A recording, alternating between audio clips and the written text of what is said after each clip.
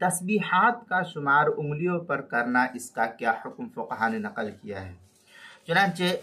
عام طور پر جو تسبیحات عصر کی نماز کے بعد یا فجر کی نماز کے بعد یا اسی طریقے سے عام حالات میں انسان بیٹھا رہتا ہے اور اپنی انگلیوں پر اس طریقے سے سبحان اللہ الحمدللہ اللہ اکبر یا سبحان اللہ سبحان اللہ سبحان اللہ الحمدللہ الحمدللہ الحمدللہ اللہ اکبر اللہ اکبر اللہ اکبر یا اور بھی جو بھی تسبیحات اپنی انگلیوں کے پوروں پر شمار کرتا ہے، تو اس کا کیا حکم ہے؟ چنانچہ نماز کے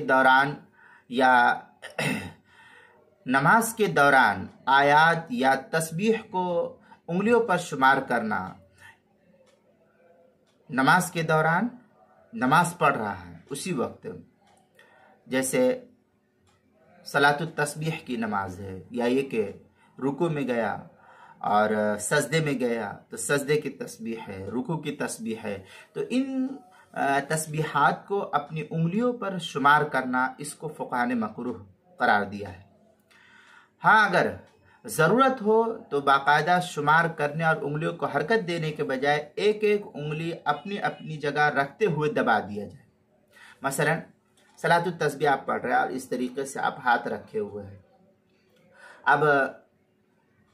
ہر رکن میں جو ہے صلاۃ التسبیح کے 10 مرتبہ آپ کو تیسرا کلمہ پڑھنا ہے، سبحان اللہ الحمدللہ لا الہ الا اللہ، یہ جو ہے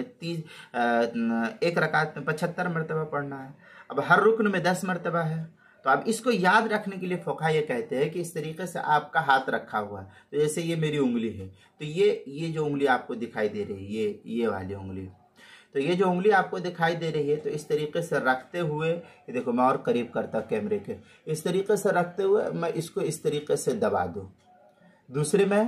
پھر اس طریقے سے دبا دوں، تیسرے میں پھر اس طریقے سے دبا دوں، تو یہ اس طریقے سے دبا دیا جائے، اس کو فقہا نے کہا ہے کہ اس کی گنجائش ہے۔ اس طرح مقصد بھی آپ کا حاصل ہو جائے گا اور اس میں کوئی کراہت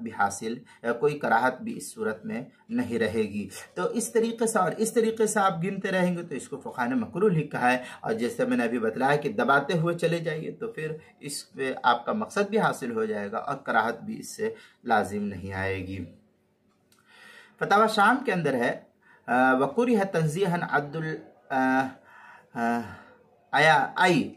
وَالسُّور وَالتَّسْبِيحِ بِالْيَدِ فِي الصَّلَاةِ مُطْلَقًا۔